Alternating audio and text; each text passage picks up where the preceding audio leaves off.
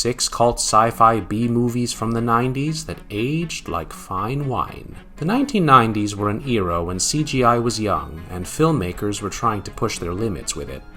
Science fiction in the 90s was ambitious. The genre made some great swings with alien invasions, killer man-made machines, dystopian worlds, and whatnot. While some landed perfectly and found their place, others didn't. That's the interesting thing about sci-fi. It rarely fits into just certain years. Even decades later, themes like time travel and genetic experiments stay strikingly relevant. And in this video, we are going to talk about 6 such sci-fi movies that have aged shockingly well and deserve a second life, especially now that we can see what they were really trying to say.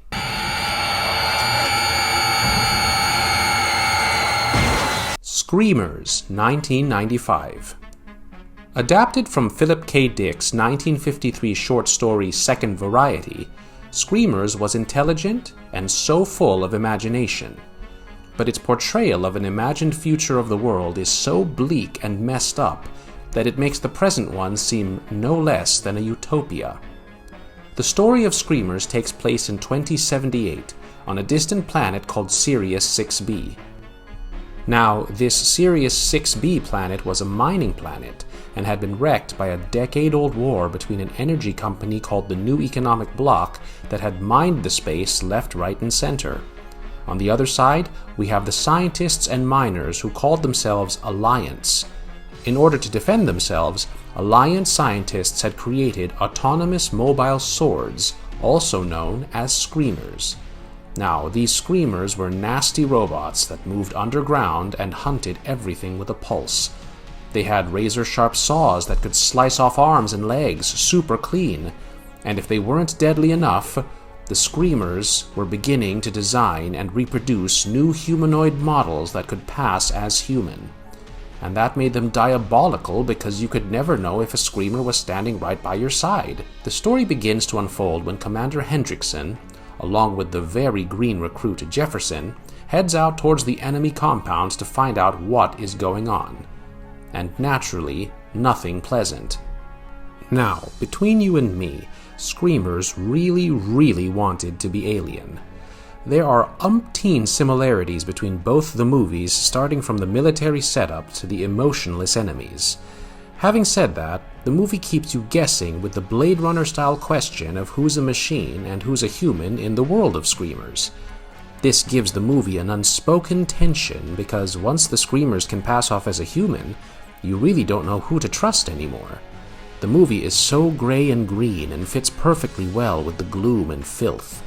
However, I would advise you guys to use subtitles because it has its fair share of sci-fi babble and jargon that can sometimes be a bit too much. The movie spends its first 20 minutes to familiarize you with its world, which can test your patience. But if you stick around, trust me, you will be rewarded.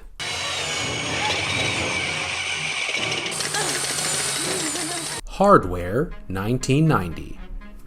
In a world scarred by nuclear devastation, Earth was a wasteland of ruin and decay. Nomad was a desert scavenger who stumbled upon a fascinating find which was a severed robotic head. He traded it to Moses Baxter, a Marine who had fought too many battles both literally and metaphorically and had recently returned from off-world duty.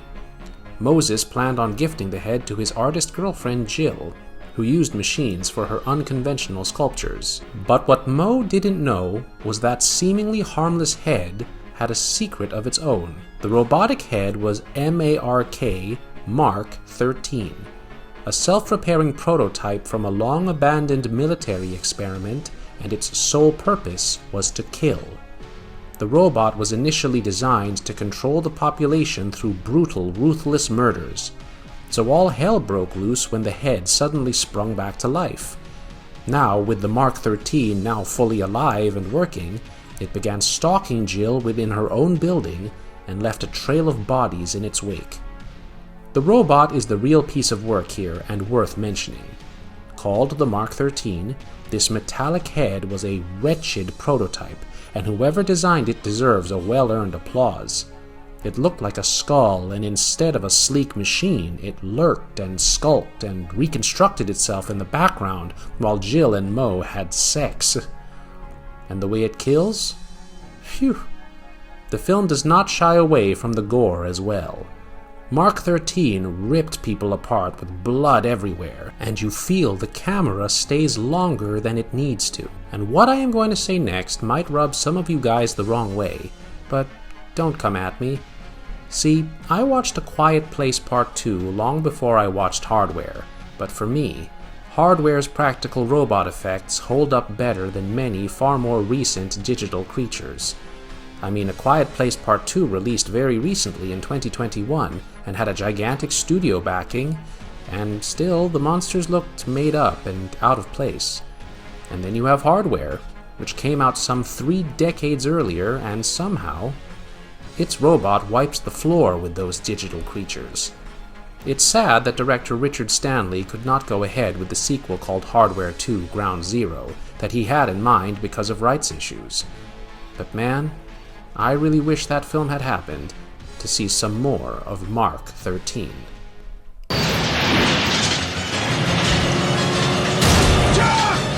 Class of 1999-1990.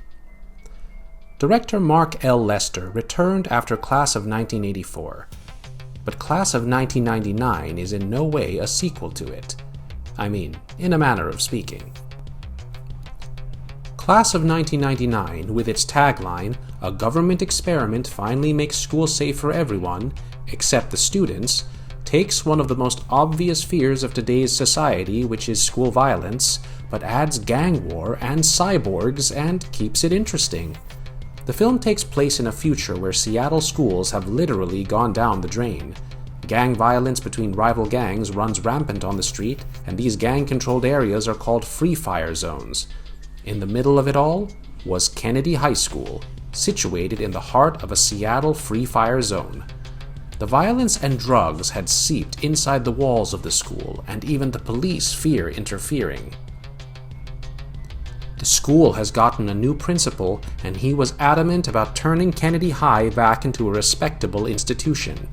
So Dr. Robert Forrest came up with a body called Tactical Education Units, where human-like bots are programmed to teach history, chemistry, and PE.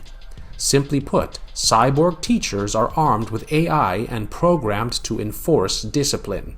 Yes, enforce. Think Mad Max, but in a classroom. Cody Culp gets released from prison and heads back to school. He wanted a change of life and for once, yearned for a future that didn't involve jail time. However, the problem was that the school had changed too in his absence. The new teachers at first seemed weird and too controlling. The robotic teachers turned lethal and began targeting undisciplined students. Things went from bad to worse when Cody was beaten by his gym teacher and his best friend was killed. Cody now vowed revenge and teamed up with the principal's daughter, Christy. He then rallies rival gangs to take down the cyborg teachers and reclaim their school. The movie unabashedly rips off RoboCop, Mad Max, and The Terminator, but director Mark L. Lester still gave the film plenty of life. He does not hold back on the violence, and that helps the movie. It has gory wounds, brutal deaths, and no glossy CGI. Even the robots are crafted with care, and they are not meant to look like superhero robots. Director of photography Mark Irwin gave the school a grimy and dark look. The world of Class of 1999 has grays, blues, and metallic tones, which makes the future of the kids feel all the more cold. The cast shone even though the script was pulpy and over the top. Oh, and I loved the dialogue. Some were pure gems. The big rally cry near the end where Cody shouts, "I'm going to go waste some teachers! Who's with me?" It's absurd, I know, but so right in your face, man.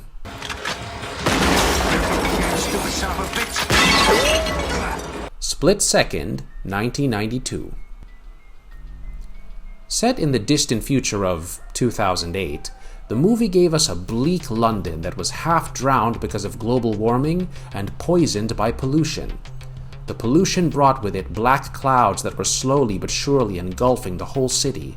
The city was rat-infested and miserable. In the middle of this very wet urban mess, we find Harley Stone, played by none other than Rutger Hauer, who played a rogue. He was on a hunt for a serial killer who had killed his partner some years ago. The killer's victim turns up with their heart ripped out, and Rutger says, maybe he eats them for breakfast. Now, Rutger is strangely linked to the killer, and can hear its heartbeat when it is near. Rutger is assigned a new cop buddy, Dick Durkin, played by Alistair Duncan. And naturally, Rutger's first reaction was, I work alone. Yes, we get you, Mr. Rutger. You are a one-man show, but I kinda dig the pairing. While Rutger was all rage and impulsiveness, Durkin was more a buttoned-up-by-the-book kind of guy. The contrast worked really well for the movie, and gave the film legs to stand on whenever it wobbled. The case turns even more strange after the next victim turned up with the same brutal heart ripped out. However, one thing the killer did different this time was to leave behind clues linked to Stone's very dead partner. It was the partner's weapon and a strange occult symbol, and the numbers 25 and 78 drawn in blood on the ceiling. Next, the killer attacked Stone's home and tore through the wall as if it were made of styrofoam. The attack makes Durkin finally accept that maybe Stone was right all along, that indeed they weren't hunting a man, but a beast. The title, by the way, has very little to do with the film. The initial title of the movie was Black Tide, and if I am being completely honest, the earlier title makes more sense than the present one. We have a city that was flooded and polluted. The title sort of justifies the atmosphere and vibe of it. But split second? I mean, come on, make it make sense.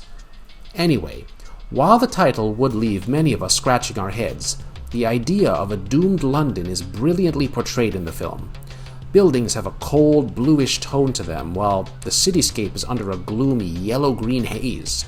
The dark corridors and rat-infested streets and sewers add to the same sickening ambiance. The camera work on this one was solid, and you could see that everything was wet and grim. Everyone and everything looked tired, and it seemed hope was already buried deep under 6 feet of dirty water. And then there was Rutger. We already know everything with Rutger makes it 1,000 times better. Many of us know him as Roy from the 1982 Blade Runner, and the man has always been a scene stealer. Rutger here played Harley Stone as a tough future cop, carrying on his life under the heavy weight of his partner's traumatic death. But Hauer makes him fun as well. In fact, at times, absurd. There is a scene where Rutger flashes his ID card to a dog and tells him that he is police. He does that bit with so much conviction and seriousness, as if it were something he did often. The creature was effectively designed by Stephen Norrington, who later directed Blade and The League of Extraordinary Gentlemen, and evokes a sense of fear. The creature is never revealed fully for far too long, and is showed only through shadows and outlines that add to its menace. And when the movie turns to gore, it doesn't shy away at all. One would expect the film to show Hauer's disgusted face and let our mind do the rest, but instead, it gives you a full view of ripped open torsos and mangled bodies that look so convincing for a movie like this. While the movie might neither make it to the list of best apocalyptic thrillers nor a polished sci-fi classic, it certainly sells a dreary future with so much conviction that you just cannot skip adding this to your watch list.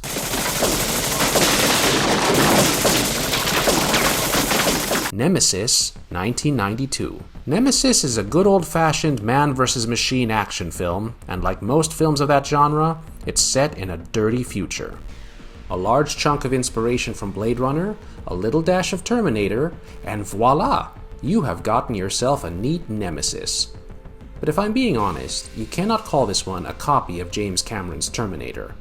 Both have the same future noir vibe and a dystopian city, but Albert Pune added a truckload of bullets to Nemesis. The story was set in 2027 in Los Angeles. Alex, played by Olivier Grunet, was a cyborg cop for the LAPD. It was a future where cyborg cops were nothing out of the ordinary. A data terrorist named Rosaria confronted him and filled him with bullets, not before calling him out as more machine than human. Back at the station, Alex is reassembled and rebuilt again.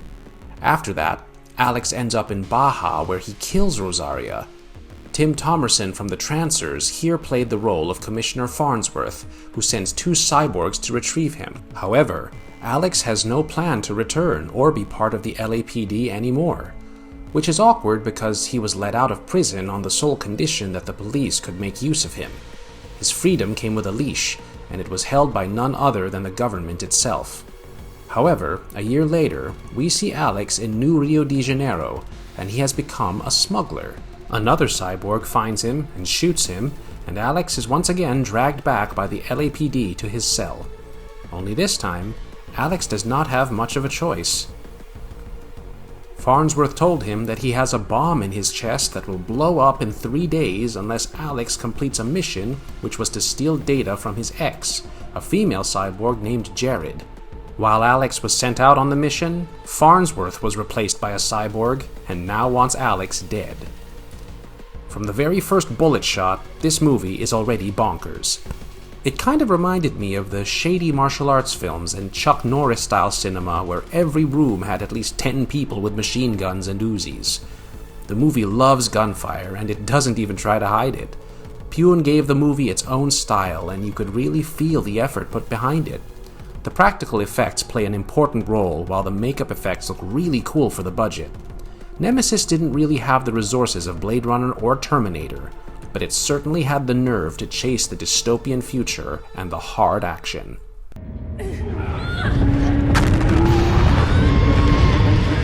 Cube, 1997. This was Vincenzo Natali's debut work, who later made films like Sci-Fi, Splice, Haunter, and Netflix's In the Tall Grass. And it's kind of interesting how much Vincenzo does with so little. Cube was made on a very small budget and devoid of fancy setups and locations because all it needed was one cube room. However, the little room could have been tricky to work with, but Vincenzo smartly played with the camera, color changes, and effects, and created an illusion of a huge maze where every wall looked hostile. In the pre-title scene, we meet a man, Alderson, who wakes up alone in a weird room and has not yet met other people trapped in the cube. As he tried to make sense of it all, he moved from one room to another. As soon as he entered another orange room, we see him feel a jolt. The next shot is of his clothes, where we see bloody lines appear, and seconds later, we see him sliced into cube pieces as a bloody wire mesh trap appears. It's gruesome and horrifying. See for yourself and be the judge of it. The death scene reminds me of Resident Evil, and the laser mesh scene in that film was clearly inspired by Cube, but the simplicity with which Cube does it is way nastier. After the film opens, the main group wakes up inside a giant cube-shaped maze, all dressed in prison uniforms and with no memory of how they got there. They were complete strangers, and none of them really knew how they ended up there or why they were actually there. The prisoners of the cube were trapped, stripped of their identities, and forced to enter rooms they might not get out of alive. Is there a way out, or are they trapped forever? Which of them will crack first? That unbearable uncertainty is what makes the film so compelling. The strength on which the film plays its long game is the characters. Quentin was a cop who represented law and order on the surface, but he also had this rage and corruption underneath. Levin, a mathematical geek, plays an important role when numbers play a crucial role in the film. Dr. Helen is the moral voice of the group, while Kazan is the disabled outsider. And well, Ren brought with him his expertise in prison breaking. Cube grabs you fast and hard with its first death and keeps its uneasy grip on you. Any room you walk into might be your passage for escape, or the last room you see before you die, so you literally don't know what you are walking into. While the rooms are the lingering threats for the characters, they also bring people's rot to the surface. The cube is scary, sure, but the people inside were the real problem once fear takes over. The sound design adds a lot to the atmosphere. The traps have an eerie mechanical quality, and the soundtrack creates a jarring mood that fits with the human panic we see. The visual style really comes out on top, because the room, while it looks plain and mundane with its repeated geometric shape, won't hesitate to kill you mercilessly. There are no emotional speeches, but it's replete with stress and paranoia. Cube does not give you a second to breathe and definitely does not hand out easy answers about who built the place or why these people were chosen in the first place. You see yourself rooting for the people trapped inside, and not because they are moral or the most good-natured, because they are not after all. They are only human. You root for them because they are stuck in such a horrible situation that you wouldn't even wish on your worst enemy. And that's the list. While these movies might have missed their audience during their time because they were too bleak, too odd, or just too ahead of their time, one thing is for sure. They dared to be brave and present us something out of the box. And maybe that's the reason we come back to them time and again. So, that's it from my side. If you enjoyed the video, do hit the like button, subscribe to our channel, and tell me your thoughts in the comments. Also, drop your recommendations in the comment section. I would love to hear from you guys. Take care, guys. Have a great day.